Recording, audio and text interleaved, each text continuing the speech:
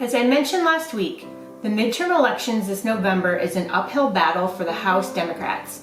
Out of the 31 toss-up races, the Democrats need to win 25 plus all of the predicted wins to give them a 218 majority. I'd like to explain why this particular midterm is like a supercell bomb cyclone of Republican influence. So today, we'll discuss how to slay the gerrymander and make the South slope. Our impactful donations will focus on two candidates who will do their best to slay in their state of Florida and promote equity in districting and equity in voting rights, and a cause that is helping us to do the same. First, Val Demings for Florida Senate. She's running against Marco Rubio. And next, Charlie Crist. He's running for Florida Governor. He's running against Ron DeSantis. I'll explain why I am focused on Florida in just a bit. Our cause this week is the John and Lillian Miles Lewis Foundation. They're committed to strengthening democracy through civic engagement, guided by truth, integrity, and moral clarity, with a goal of amplifying the voices of rising generations. John Lewis fought for voting rights for the Black community for his entire life. Starting with the civil rights movement in the 1960s, he was determined to force a change through good trouble. He was arrested and brutally beaten many times in this pursuit, and dedicated his life to serving our government in an effort to bring peace and build a world in which everyone values the dignity and worth of every human being. Please send a cocktail donation this week in an effort to help our candidates and our cause in their mission to help promote voting rights for our citizens in states that are trying to prevent its citizens from having an equal voice. We've talked about so many things on Freedom Fridays over the last 17 weeks. What's left? Well, I'd like to explain the importance of keeping your eyes open to what is going on in your state in terms of voting rights. How does your state draw its voting districts? What voting rights do incarcerated citizens have? How strict are the voting rules and regulations? I ask you to look at this because these are all ways that the Republican Party has tried to keep themselves in power in state politics. And when you control your state, you have control over your state representatives and senators, which we know can shift the whole power dynamic from one party to the other on a national level. Your one vote should be equal to every other vote in your state, right? But is it? And why is it so important for this election? Let me break it down for you. The United States conducts a census every 10 years. The census is then used to redraw voting districts. In many states, the job of redrawing districts falls on the political party in the majority. Both parties have been known to redraw districts in their own favors. When this happens, it doesn't give an equal voice to all voters.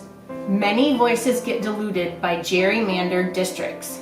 Oh, but it gets better. The Supreme Court ruled in 2019 that gerrymandering for party advantage cannot be challenged in federal court, which has set the stage for perhaps the most ominous round of map drawing in the country's history. In some cases, like in Florida, the governor has been given the power to redraw the state's districts. In a recent NPR article, it was stated that the Florida Republican-held legislature gave up on redistricting when their map was vetoed by Governor DeSantis, and they conceded to letting the governor's office bring to them a map that he would support. Does that sound at all like a fair and equitable way to handle voting districts? This move was condemned by the Florida ACLU as unprecedented and undemocratic, and that people should pick their politicians, not the other way around. Okay, so now in Florida, yes, I am picking on Florida, they have gerrymandered maps drawn by their very partisan governor.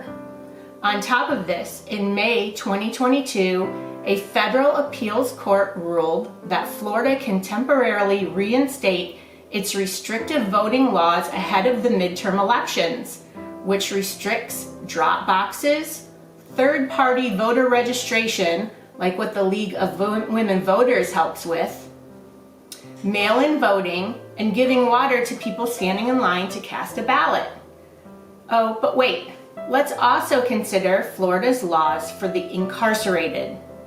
In 2018, Florida's Amendment 4 was passed, which put an end to Florida's categorical policy of lifetime disenfranchisement for felony conviction, a policy with clear racist origins that was estimated to disenfranchise 1 in 4 black men in the state.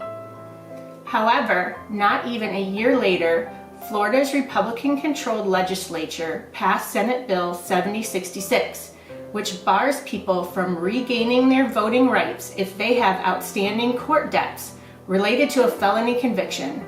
And they've made it almost impossible to get information about court debts due to a lack of a centralized database for tracking court debt and payments.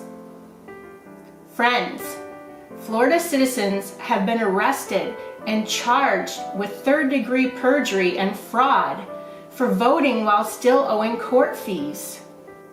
And they could be put back in jail for not knowing something that the state has made it all but impossible to even know. And even so, according to a researcher at the Brennan Center, 79% of Floridians with past convictions who have completed their sentences owe at least $500 in fines and fees.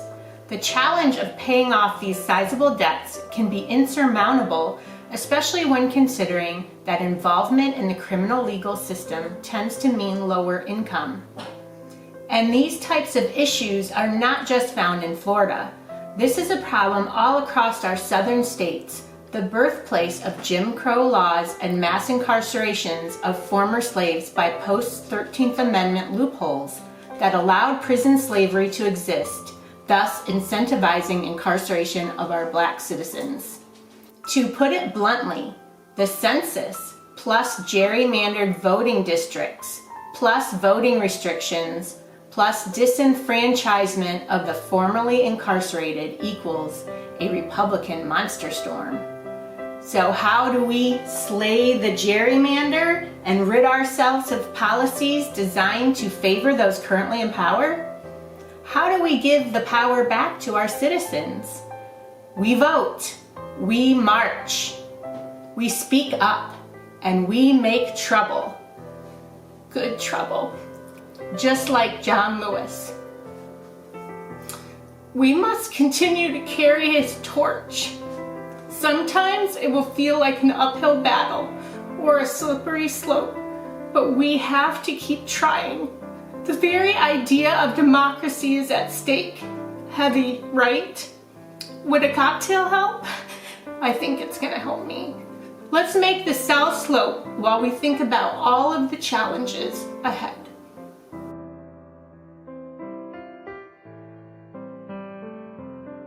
We're gonna start cocktail shaker full of ice, and it is gonna have 3/4 of an ounce of gin, and then 3/4 of an ounce of Aperol, 3/4 of an ounce of Lillet Blanc, which is a fortified French wine, and it needs to be kept in the refrigerator cold. And then 1/2 of an ounce of this orange curacao. Can you see? There you go. You can see the label.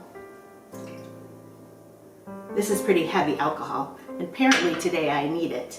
Okay, and then 1/2 of an ounce, which is, remember, 1/2 of a lemon, 1/2 of an ounce of lemon juice.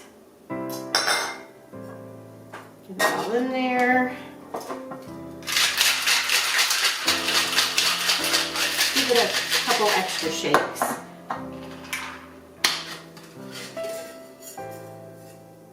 Okay. Cheers to better days. Next week, it's the scariest time of the year, and we'll be making a party favorite, the bourbon slush.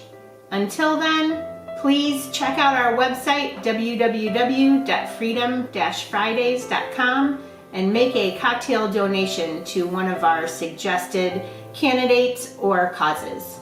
Thank you. See you then.